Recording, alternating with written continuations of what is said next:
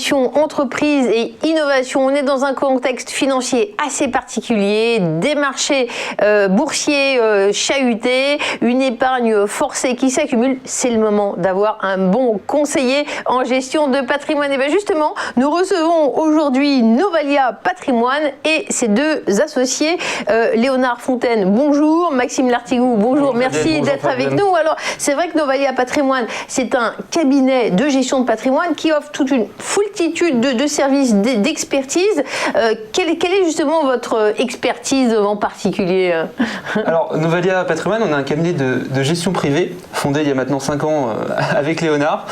On travaille avec une dizaine de collaborateurs conseillers avec chacun des domaines d'expertise spécifiques. Voilà, c'est ce qui fait aussi la force du cabinet.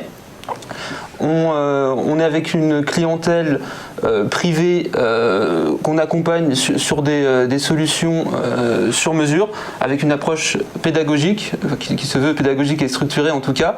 Et le but, c'est que le client comprenne bien son investissement. C'est essentiel pour nous. On est pluridisciplinaire, donc autour de 3 pôles, la fiscalité, l'épargne et l'immobilier. C'est ce que j'ai senti, une approche très pédagogique. On comprend votre approche. Merci pour vos conseils. Alors, sauf qu'il s'est passé quelque chose cette année, c'est le Covid. Comment Novalia Patrimoine a-t-il traversé cette crise du Covid ? Alors, étonnamment très bien. On attend même une hausse de chiffre d'affaires sur l'année 2020. C'est expliqué par un afflux de nombreux nouveaux clients pour 2 raisons. En tout cas, on imagine. Déjà pour l'opportunité des marchés bas. Il y a beaucoup de clients qui sont souhaités s'investir sur des marchés bas, à juste titre d'ailleurs. Et également aussi parce que beaucoup de clients étaient déçus, parfois délaissés par les institutions financières traditionnelles. Et surtout c'est vrai que c'est une année riche en émotions, en bourse aussi, hein. Il y avait beaucoup de fluctuations et il fallait avoir un suivi pratiquement en temps réel, pratiquement quotidien sur les marchés financiers cette année. Justement, pour mieux le comprendre, si on fait un état des lieux et notamment de l'assurance vie, qui est quand même l'une de vos expertises maîtresses, il y a eu de la décollecte et puis une épargne qui s'accumule. Vous pouvez nous aider à comprendre ce qui se passe ? Alors effectivement, donc aujourd'hui, l'assurance vie reste le placement préféré des Français, donc avec plus de 1700 milliards d'euros d'encours, donc pour des raisons qu'on connaît déjà, successorales, fiscales, mais également pour le rendement qu'elle procure. On observe également une décollecte, donc là depuis quelques temps sur le marché de l'assurance vie, donc notamment dû à la baisse du fonds euro. En effet, quand on analyse les contrats d'assurance vie des Français, plus de 2/3 sont composés de fonds euro, donc ce qui vient créer un manque de performance globale des contrats. Pourquoi c'est le placement préféré des Français ? Il reste vraiment attractif. On a vu que le livret A, le taux était peu attractif. Comment vous comprenez, vous Alors aujourd'hui, on a un surplus d'épargne donc sur les comptes courants et les livrets A de nos clients. Donc peut-être par méconnaissance aussi de l'assurance vie. C'est vrai que historiquement, on pense que l'assurance vie, les fonds qu'on met sur l'assurance vie sont bloqués 8 ans. Alors qu'en réalité, la plupart des assureurs avec qui nous travaillons proposent un transfert des fonds en 72 heures. Donc c'est vrai que je pense qu'il y a plutôt une méconnaissance sur ce sujet-là et également peut-être une peur de manquer, surtout dans des périodes comme celle qu'on vient de connaître avec le Covid-19. Et puis on a eu des évolutions du côté des fonds en euros, des unités de compte. Aujourd'hui, quelles questions il faut se poser quand on est un épargnant raisonnable avec un bon cabinet de gestion de patrimoine ? Alors, il y a une chose qui est très importante, c'est la diversification au sein d'un contrat.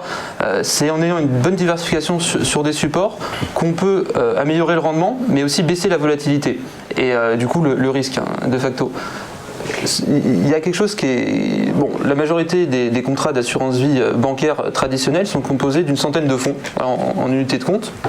Chez Novalia Patrimoine, on travaille sur des contrats dits à architecture ouverte, c'est-à-dire des contrats avec plus de 1500 supports. C'est énorme. C'est énorme. Un choix pléthorique, mais du coup, on a l'embarras du choix, c'est bien. Exactement, on peut aller sur des supports immobiliers, par exemple sur de la pierre papier, des SCPI, sur des fonds à performance absolue. Ce sont des fonds qui sont décorrélés des indices financiers. On peut également aller sur des actions, on peut avoir des titres en direct au sein de nos contrats et bénéficier de la fiscalité en cas de vie et de décès du contrat d'assurance vie. Et même, pour vous dire, sur des crypto-monnaies, qui est possible notamment avec la loi Pacte, maintenant on peut mettre des crypto-monnaies dans l'assurance vie. Alors évidemment, c'est une diversification ultime. Le but, c'est surtout, on s'y perd dans tous ces placements, c'est d'être bien conseillé et bien suivi. Et le suivi est un élément essentiel, c'est ce qu'on disait tout à l'heure, c'est notamment ce qui peut pêcher en banque. avec une problématique client, on crée une allocation d'actifs sur mesure en fonction vraiment de la problématique, du profil de l'investisseur, mais aussi des objectifs. Et en préparant cette interview, j'ai appris, pardonnez-moi, je crois que les SCPI, je pensais tout de suite à la pierre. Et en fait, il y en a même dans le domaine de la santé. En quelque sorte, on peut accompagner ces évolutions structurelles majeures qu'on est en train de vivre. Il y a des SCI dans d'autres secteurs auxquels on ne pensait pas nécessairement avant. Donc il y a des SCPI, comme vous dites, dans le domaine de la santé, avec les murs de cliniques. On peut aller dans le domaine aussi des entrepôts.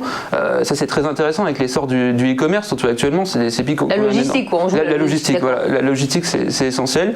Et puis, bien sûr, les SCPI plus traditionnels de bureaux, mais quand même des bureaux qui sont modulables, qui suivent l'évolution du temps. En termes de profil de client, est-ce qu'il faut être vraiment très très expert? Vous nous parlez de choses tout à fait diverses, très intéressantes.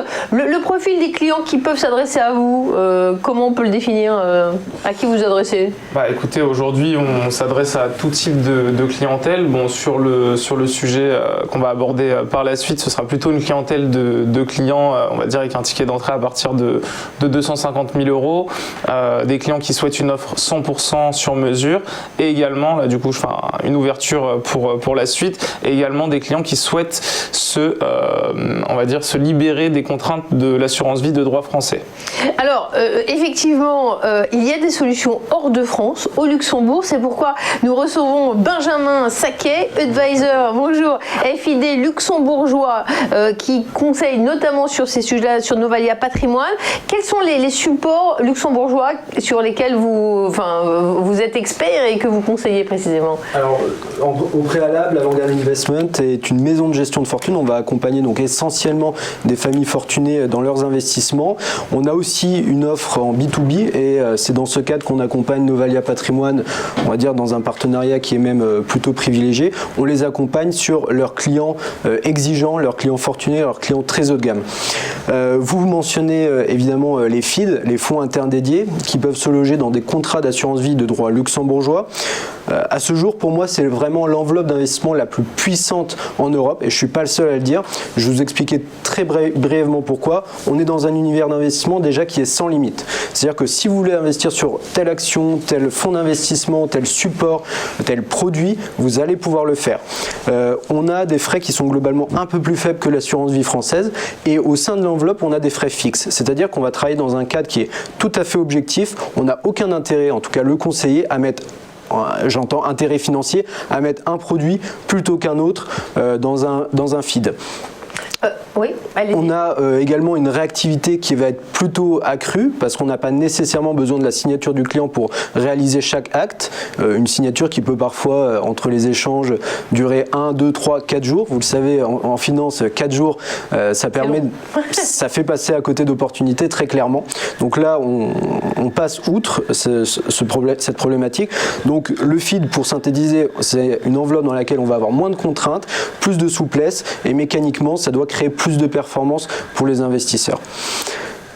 Nicolas le mentionnait au préalable, on a un univers avec moins de contraintes, on a un minimum avec 125 000 euros. Mais du coup, une contrainte assurantielle, généralement, les assureurs vont mettre une contrainte à 250 000 euros. Ce qui va évidemment être une enveloppe qui ne sera pas forcément pour tout le monde. Voilà. Oui, effectivement. Ça, c'est des produits sophistiqués, très intéressants. Je pense que quand on parle d'assurance vie d'épargnants, on peut venir vous voir, quel que soit le profil finalement. Alors oui, tout à fait. Donc ça s'adresse donc à une clientèle donc qui peut être plutôt jeune. On a de plus en plus de clients jeunes, donc entre 25 et 35 ans. Donc sur ce type de clients, on va plutôt travailler sur des flux, donc sur leur salaire, essayer de les faire emprunter, vraiment de leur faire développer leur patrimoine avec de l'argent qu'ils n'ont pas encore, mais également des personnes qui sont juste avant la retraite par exemple, ou même parfois qui sont déjà en retraite dans des problématiques de succession. Vraiment, on peut s'adresser à un panel de clients qui est très large. Pas besoin d'être millionnaire, on a des sous, on veut bien les placer, on va voir des experts. Une petite question, Maxime, la trésorerie d'entreprise, il y a des véhicules là, qui se développent, c'est intéressant d'aller dans cette voie-là? Bien sûr, nous on estime chez Novalia Patrimoine qu'on gère les personnes physiques. Alors évidemment, il faut gérer les personnes morales, derrière le chef d'entreprise, ça fait partie intégrante de notre stratégie. On peut dynamiser fortement cette trésorerie d'entreprise, on peut avoir beaucoup mieux que sur les comptes de dépôt ou les comptes à terme qu'on a l'habitude d'avoir en banque, à travers des solutions de niche, voilà, tout en maîtrisant évidemment le risque. C'est très important pour la trésorerie d'entreprise. On ne pourra pas avoir 10%, hein, c'est impossible, mais on pourra peut-être avoir 1%, 2%, c'est ce qui est déjà énorme pour la trésorerie d'entreprise. Eh bien, merci beaucoup, messieurs. On le sait, la gestion de patrimoine, c'est un secteur en constante évolution, soumis à de nombreuses réglementations. Ça évolue, donc il faut vraiment être accompagné d'experts pour profiter des meilleures opportunités et comprendre ce qui se passe sur les marchés et de manière réglementaire et en finance. Merci Novalia Patrimoine de nous avoir rendu visite. Merci d'être venu du Luxembourg et merci à vous de nous avoir suivis.